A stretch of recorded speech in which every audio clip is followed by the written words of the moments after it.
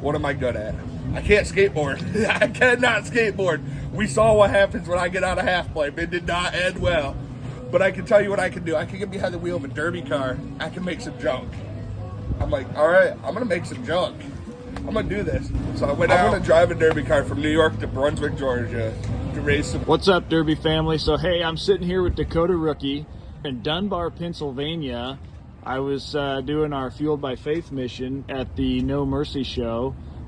So Dakota, tell me the story. Tell me the story that you've been sharing with me the past couple days. I really want to get that out and share it with the Derby family.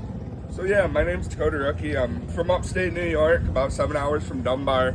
And when I was younger, in my early 20s, I'm 27 now, I was a firefighter EMT down in Brunswick, Georgia. I did that full time. And during that time, I packed my bags, got in my car, and drove from Portland, New York, down to Brunswick, Georgia, where I got my start as a firefighter EMT. And something they don't tell you about being an emergency service provider is there's a lot of hard, horrible things you see. And something first responders are struggling with, and it wasn't just me, but I know plenty of first responders going through this, is the mental health aspect of things. And I can tell you at 20 years old, my mental health was trash. I was 1,000 miles from home. I was homesick. I was depressed. I was dealing with, stress and anxiety from the job, dealing with all these things and not knowing how to handle them. So like a lot of first responders, I did, what a lot of people are doing, and I turned to a bottle. And, I was drinking a lot. I was going out to bars and partying just to fill this void of emptiness that I was feeling. And, it's no way to live. I didn't know how to cope with the stresses I was dealing with. And what I had to learn was a healthy coping mechanism. So this individual, Shane Ross, he left the fire department to go into ministry work. And I was in a dark place in my life, and I was trying to find a way out. So I reached out to Shane. I said, Shane, can I come to church with you? And he welcomed me in with his family. I remember I walked in this church, and I was like, what am I doing here? And I sat down, and during the middle of the ceremony, I just started breaking down crying. I remember, all of a sudden, I was like, what just hit me? I couldn't stop crying. Next thing you know, there's people laying hands on me and praying over top of me. And that day, I felt something really strong. So Shane then invited me over to this guy, Doug Pierce's house. And Doug Pierce is the founder of Veritas Shapes Ministries out of Brunswick, Georgia. And I'll get into that in a little bit. But anyways, I ended up going there for a guys' game night. It was a bunch of youth, my age, a bunch of guys just hanging out, eating pizza, playing video games. So I was like, all right, I can do that. I didn't know what to expect, but I went. And looking back at things, to this day, that's just the start of, me following the word of Christ and just following him when he's telling me go do something and not resisting, not fighting. And that's a huge thing, is when he speaks to your heart, you just got to go with it. You just don't question him. If he puts something on your mind and your heart, you just got to roll with it. Roll with the punches, because that just built everything for me. So from that point forward, I got invited to a Bible study at Doug Pierce's house, which he opened his home up. Doug had struggled with a lot of things that you and me and everybody else struggles with, and he has a beautiful testimony. If you get the opportunity, go check it out. I think it's out there on Veritas Shapes Ministries. He talks about it a little bit. It's an incredible story how him and his wife have formed this ministry where they open their house up to the youth in the community, a community where there's broken people like you and me, and they don't judge. I walked into this environment saying, I am not pure enough to be here.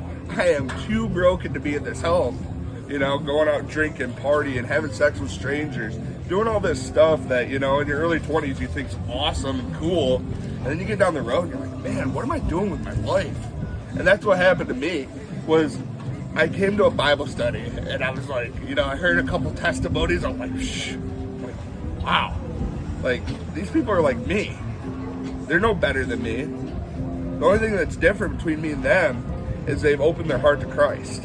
I'm like, I haven't done that yet, so I need to do that.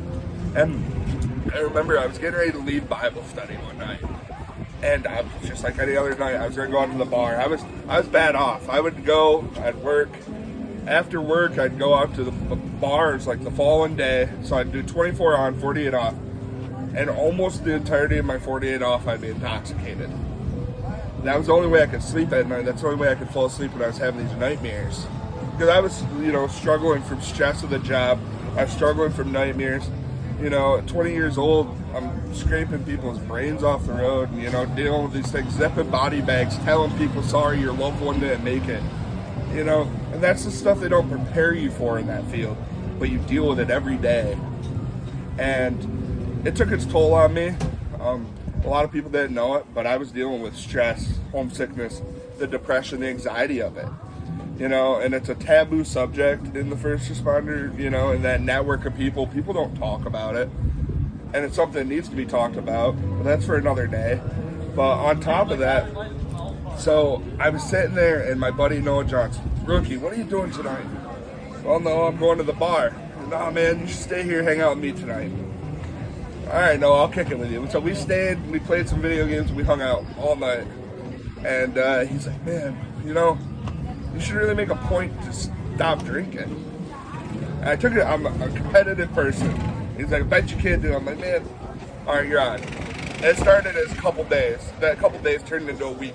A couple weeks went by. Now I'm like 3 months into this thing. And I'm finding myself replacing that time that I was using to go to the bars. I was going to the ministry. I was reading the Bible. I was attending, they do these awesome classes where they get the youth involved and really dive deep into the gospel and learn how to live for Him. There's more about that on their page. I'm not an expert. I haven't been through the class, so I'm not going to speak on it. But it's a beautiful thing. I've watched it change lives. And they come in and they do all this stuff. And I'd get off work and I'd start attending these classes while they're going on. Not as a student, but just in the background. Because I'm like, man, I need to stay in this. And the Pierce family and Veritas Shape Ministries, they opened their arms to me. And they let me in their home. I would hang out there all the time. They welcomed me like a son. And it was beautiful because being 1,000 miles from home and having nobody, and then all of a sudden having a whole, that strong community around you, it's powerful. And I took that time to learn about Christ. And after that, I was like, man, it changed my life. I went 9 months sober without a single drink.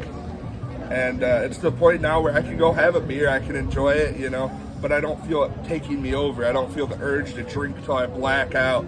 I don't feel that, if I'm feeling sad or depressed, I need to go get a drink. No, I call them up, I talk to them, I deal with my struggles with them. They help me. Like anybody, I've battled all these things, and I'm here to tell you guys, like, a lot of these stuff you are dealing with, you're not alone in any of it.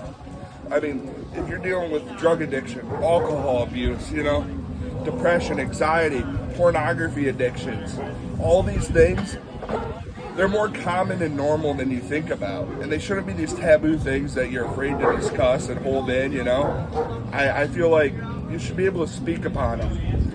So, in my return for them changing my life and helping me out of this dark place, I went down to Georgia a few months ago. I was down there. I woke up one morning and I just felt, man, I got hit hard by the Holy Spirit. It was something. And I was actually at Doug Pierce's house. Like, man, I gotta do something for them. Well, they do all these board sports. They do surf camps, skate camps, snow camps, where they teach kids how to skateboard, surf, snowboard, all these things for the youth down there in Georgia, in a less fortunate area. Veritas Shapes Ministries, it's a non-for-profit based out of Brunswick, Georgia. If you get the opportunity, look them up. I'm telling you, they change lives. They do amazing things for these kids. And in order for me to give back, I really one day was like, man, I gotta do something. What am I good at? I can't skateboard. I cannot skateboard.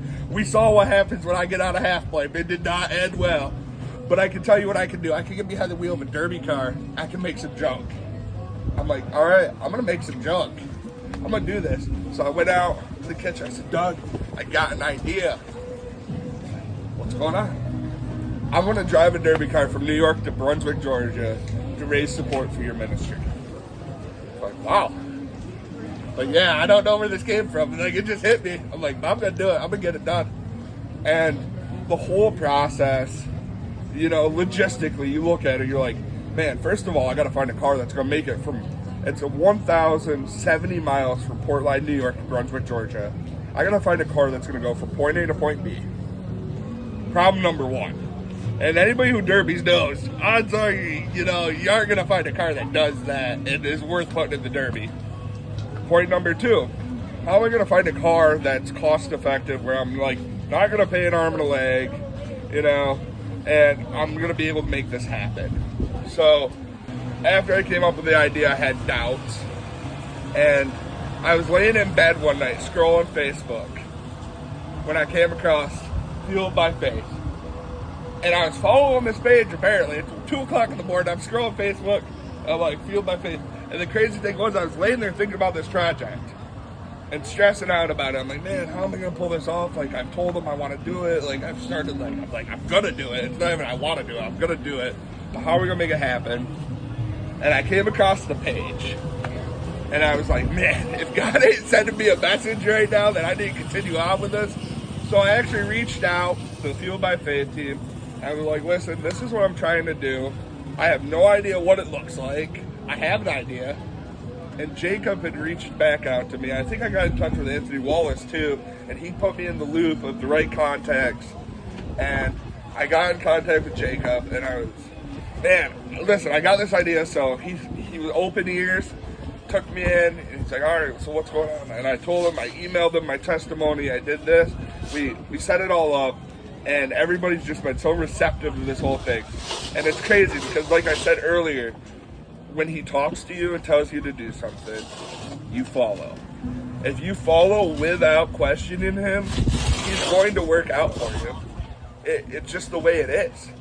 This entire thing, I was like, man, what am I doing? I'm driving 7 hours to Pennsylvania for a demolition derby just to watch. I'm like, there's no, like, what am I thinking? And so I came down here, and I've been sharing my message with so many people, and it led to this morning. I got to share my testimony in front of a crowd of people, and then the Lord puts on my heart to get baptized. I got baptized here at the Demolition Derby, and all of this is coming from just one little idea of how am I going to make this happen. So on top of that, what I'm doing now is I'm taking this car. I got it. Right now, I'm hoping this is the car. It's a 2011 Chevy Impala. I got it for $600. Runs, drives, clean frame, clean title. I mean, as you Derby folks know, maybe not the ideal car. Maybe something else will come up. We don't know yet. Just rolling with the punches. But right now, the good Lord put a car in my hands. So I'm going to take this car, and I'm going to drive Portland, New York to Brunswick, Georgia, 1,070 miles away. And all of it's to raise support for Veritas Shapes Ministries. And when is that derby? That's going to be the first weekend in November. And it's, you know, your local hometown fair style, nothing crazy. And, you know, we're going to paint it, and we're going to drive it from Portland, New York to Brunswick, Georgia, Cannonball Run style, hopefully. We're hoping to just one shot, you know. So I just ask people that, you know, if you can support me on this journey, support the ministry, support Fueled by Faith and all the beautiful things they're doing. Just reach out if you have any questions. My DMs are always open. You can find me at High Voltage Derby Team, as well as you can follow the page on the VSM 1070. The Facebook page is VSM 1070. Go follow the journey on there. And all I ask for is support and prayer. If you have it on your heart to support us in any way, there is a way to donate if you feel like that's the way you want to support us. But even the power of prayer as I take on this journey, because I don't know what this looks like. And as many of you know who drive derby cars, anything can happen. That's the beauty of this, you know. So I just ask you to pray for me as I continue this journey. Pray for everybody from Fueled by Faith. Pray for the Veritas Shapes Ministries team as they continue to do these things for the youth. And I just ask you, you know, you care to join me on this trip and just show me your love and support and continue to stick around. Things are going to get crazy. And, you know, I hope to make it to Brunswick, Georgia, and make some junk. Yeah. Hey, brother, thanks for sharing, and I can't wait to follow you on your journey. No problem. Thank you for having me. So I know a mission like this isn't easy to do on your own. Who's helped you along the way and who supported you? So my family is a huge one. You know, they come in and they hang out and they listen. At first I was like, all right, my family's gonna think I'm absolutely nuts for trying to do this. You know, they're very logistical, and I tell them, all right, hey mom, hey dad, I'm gonna just hop in a derby car. I'm gonna drive it from New York to Georgia. And they're like, what? But rather than like, you know, be like, that's a terrible idea, they just let me roll with it. On top of that, my fiance has been so supportive of this entire thing. I didn't know I was gonna go over at all when I broke the news to her. I was like, yeah, so I'm gonna drive a car from New York to Georgia. And she's like, oh, so, you know, what do you mean? I'm driving a derby car from New York to Georgia, and I need somebody to follow me. So she's actually gonna follow me down with all the tools and the equipment. And she's been nothing but supportive of the whole thing. I've been so blessed that I have somebody in my life like that. She actually drives for the team High Voltage as well. And, you know, it's incredible when you open your heart to God, the things that happen. And just letting this all occur. My teammates on the High Voltage Derby team have been super supportive of me doing this.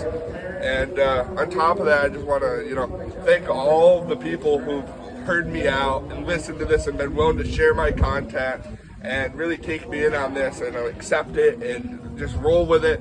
The guys here down at Deadman for inviting me down here and allowing me to come down and talk about it. What a wonderful opportunity. I mean, it's been amazing this weekend. These guys know how to put on a show, let me tell you. They are absolutely making junk on the track. If you guys have never been to a Deadman production show, you're missing out. You need to make the trip for sure. You got to get down here and check it out. I know they have one around Halloween, Buried Alive, I believe. If you guys haven't came to one of their shows, worth the trip. But I just want to, you know, thank everybody for supporting me and showing me your love and support. And on top of that, you know, all my sponsors, everybody who's been a part of this. And let's get it done. Let's make some junk.